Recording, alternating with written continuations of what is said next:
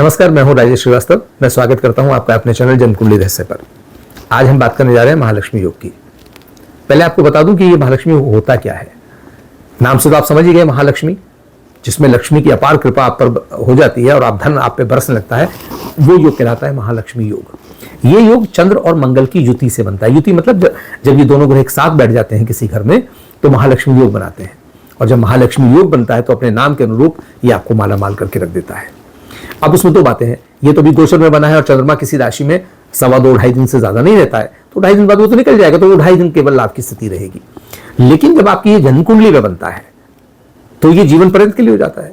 और जन्म कुंडली में भी अगर आपके नवांश कुंडली में भी बन गया है तो जन्म कुंडली में अगर बना है तो समझ लीजिए जीवन के पूर्वार्ध में आपको बहुत सारा लाभ देने जा रहा है। और अगर ये बन गया है नवांश में तो समझिए जीवन का उत्तरार्ध भी आपका सुधर गया, सोने पे सुहागा होता हूँ। पहले आपको महालक्ष्मी योग के बारे में बता देता हूँ कि ये योग बनता कैसे है, किन भावों में और किन राशियों में बनने से आपको सबसे ज्यादा लाभ मिलता है, क्या आपकी कुंडली में ये है या नहीं, ये सब मैं आपको बताऊं तो बड़े ध्यान से इस वीडियो को देखिएगा, क्योंकि बड़े मतलब की चीज है। बिना लक्ष्मी के जीवन में कुछ होता नहीं है।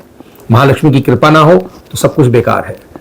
तो जीवन में बहुत चीजें नहीं होती धन से, लेकिन जीवन की अधिकांश चीजें धन से जुड़ी हुई हैं। जब तक आपके पास धन नहीं है, संपन्नता नहीं है, तब आप बहुत कुछ नहीं कर पाते। तो ये महालक्ष्मी योग बड़ा महत्वपूर्ण है।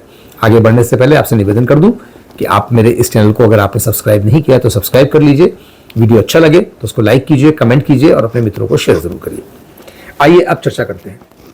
जैसे मैंने कहा कि अगर चंद्र और मंगल कहीं भी एक साथ बैठ जाएं तो हमारे ज्योतिष शास्त्र में उसको महालक्ष्मी योग कहा गया है। व्यक्तिगत रूप से कहूं तो मैं आपके लिए ये महाभाग्य योग भी है कि जिसकी कुंडली में महालक्ष्मी योग बन गया तो इतनी बड़ी संपत्ति आ गई तो आपके लिए महाभाग्य योग तो बन ही जाता है, आपके भाग्य के द्वार तो खुल ही जाते हैं। अब ये दो तरह से बन सकता है। दो तरह से क्या मतलब, मैं आपसे ये बताना चाहता हूं कि जब ये बनता है तो कौन सा बहुत बेहतर होता है और कौन सा कम बेहतर होता है। देखिए, पहले तो हमें ये देखना पड़ेगा किस राशि में बन रहा है। अगर ये वृष राशि में ये योग बनता है तो ये सर्वोत्तम योग कहलाता है। सर्वोत्तम इसलिए मैं कह रहा हूं क्योंकि वृष में चंद्रमा उच्च का हो जाता है और जब दो में से कोई एक ग्रह उच्च का हो गया और वो योग बना रहा है तो वो बहुत जबरदस्त योग हो गया। और ये योग जब अपनी दशा में चंद्रमा की दशा आएगी, अंतरदशा आएगी, तो आपको बड़ा जबरदस्त लाभ देगा। इसी प्रकार से मंगल मकर में उच्च का होता है। तो अगर महालक्ष्मी योग मंगल की राशि यानी मकर में बन रहा है तो वहां मंगल बड़ा स्ट्रांग हो गया, तो मंगल की दशा में आपको बड़ा जबरदस्त लाभ मिलने की संभावना हो जाएगी। तो ये दो राशियों में, अगर वृष में और या मकर, इन राशियों में ये महालक्ष्मी योग बनता है तो आपके लिए बहुत योग कारक हो जाता है। अब चलते हैं भाव की बात। अलग अलग भावों में ये अलग अलग फल देता है। मसलन अगर ये दूसरे भाव में बन रहा है, ये 5वें भाव में बन रहा है, ये आपके नवम में बन रहा है, ये आपके दशम भाव में बन रहा है, ये आपके 11वें भाव में बन रहा है, तो ये सर्वाधिक लाभकारक स्थितियां हैं। दूसरा घर आपके परिवार की आय है। पंचम घर मंत्री पद भी देता है, आपके संतान का भी कारक है। नवम जो भाव है वो आपका भाग्य का कारक है। 10वां आपका रोजगार, धंधा या आपकी नौकरी है, चाहे वो सरकारी हो या प्राइवेट। और 11वां आपके प्रयासों से अर्जित किया गया धन होता है। अगर इन किसी स्थानों पर ये योग बनता है तो ये बहुत शुभ योग हो जाता है। आपको अनेक माध्यमों से ये धन देने लगेगा। 11वें घर पे स्थान पे बन जाता है तो जब उसकी दशा आएगी तो आप अपने प्रयत्नों से बहुत सारा धन अर्जित कर लेंगे, अपने मित्रों के माध्यम से आपको धन मिल जाएगा। दशम भाव में ये बनेगा तो उस वक्त जब दशा आएगी तो आप दशम भाव चूंकि आपके रोजगार का हो गया, आपके धंधे का हो गया, आपकी नौकरी का हो गया, तो उसमें किसी ना किसी कारण से आपको धन मिल जाएगा। एरियर मिल सकता है, कोई नया इंक्रीमेंट मिल सकता है, कोई नए धन कहीं से भी अचानक एक बड़ा लाभ हो जाएगा, वो मिल जाएगा। नवम भाव आपका गुरु का भाव है, आपके पिता का है, आपके भाग्य का है। इन तीनों के माध्यम से आपको कहीं ना कहीं से धनराशि मिलने के चांस हो जाते हैं।